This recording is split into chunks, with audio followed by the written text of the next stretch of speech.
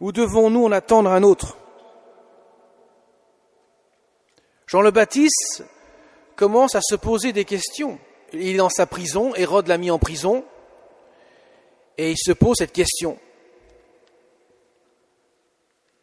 Alors il envoie ses 2 disciples demander à Jésus. La réponse de Jésus, elle n'est pas « oui, oui, c'est moi ». La réponse de Jésus, elle est « regardez, regardez ».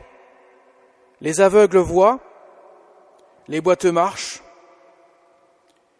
les lépreux sont purifiés, les sourds entendent, les morts ressuscitent, les pauvres reçoivent la bonne nouvelle.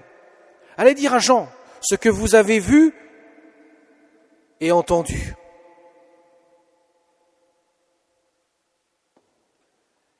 Jean, connaissant très bien les Écritures,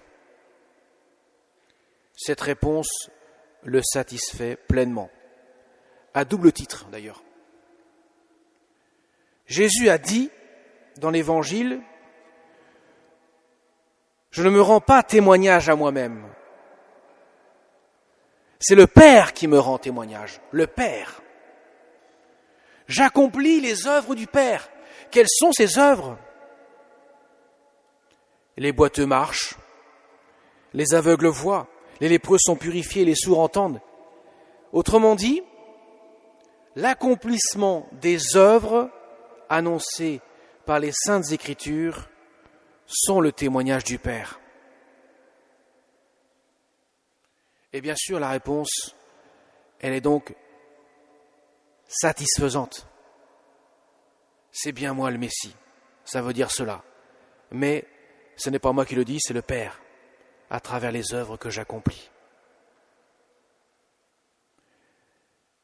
Effectivement, les prophètes avaient annoncé « J'envoie mon messager en avant de toi, pour préparer le chemin devant toi. » Jean le Baptiste est le messager. Et lorsque les deux disciples de Jean le Baptiste sont partis, il s'adresse à la foule, Jésus, il dit « Qu'êtes-vous allé voir dans le désert ? Un roseau agité par le vent ? Une espèce d'énergumène ? C'est quoi cet homme-là ? C'est qui cet homme-là ? Qui donc qui donc avez-vous vu dans le désert ?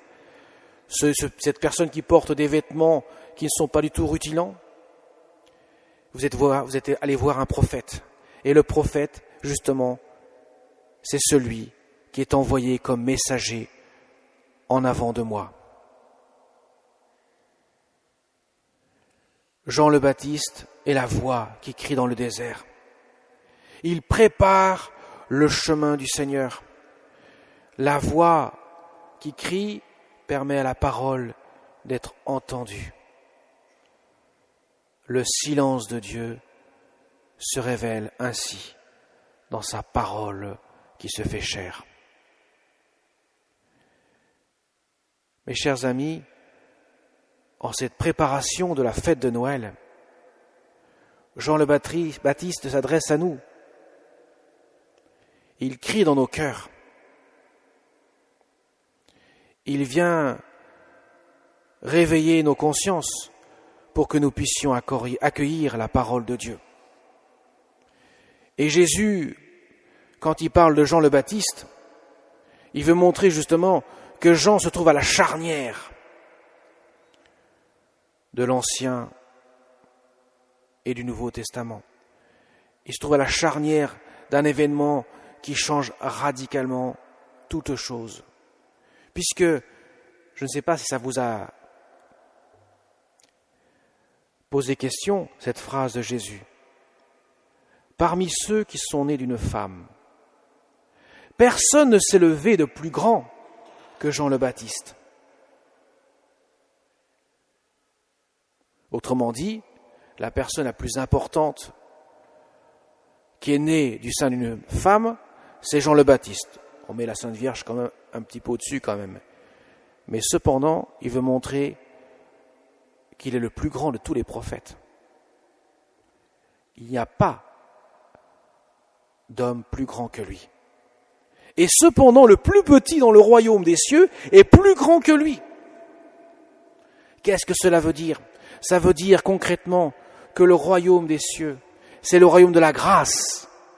Je ne peux pas entrer parce que je suis grand, humainement parlant, parce que j'accomplis des tas de choses de ma seule vertu humaine. Je ne peux y entrer qu'avec la grâce de Dieu. Et c'est là qu'il y a le changement radical. C'est là qu'il y a le tournant avec le Christ. Le Seigneur inaugure son règne de grâce. Et Jean le Baptiste, il lui faudra la grâce, comme chacun d'entre nous. Même la Sainte Vierge Marie reçoit une grâce par anticipation le jour de sa conception dans le sein de sa mère Sainte Anne pour être préservée du péché originel, la fête de l'Immaculée Conception que nous avons fêtée il y a quelques jours. Personne ne peut entrer donc dans le royaume de Dieu sans la grâce. La grâce qui découle du Christ qui donne sa vie pour nous sur la croix.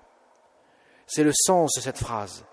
Le plus petit dans le royaume des cieux est plus grand que Jean-Baptiste sur terre. Jean le Baptiste entrera dans le royaume de Dieu, mais avec la grâce, comme chacun d'entre nous. Alors mes chers amis, en ce 3e dimanche de l'Avent, qui est le dimanche de la réjouissance, vous avez remarqué que je suis en rose et non pas en violet. 2 jours dans l'année, on est en rose, le 3e dimanche de l'Avent et le 4e dimanche de Carême. Ce sont des temps de pénitence, l'Avent et le Carême, signifiés par la couleur du violet. Eh bien, au milieu de ces 2 temps-là, liturgiques, il y a un temps de réjouissance. Il faut nous réjouir, parce que le Seigneur arrive. Il vient dans la crèche, mais il veut venir aussi dans nos cœurs. Comme le Carême, qui nous prépare à la victoire définitive du Christ sur la croix en établissant son règne et en détruisant le règne de mort. Eh bien, Jésus nous invite à nous préparer à ce temps qui approche, sa venue dans la crèche, en nous préparant à l'accueillir dans notre cœur.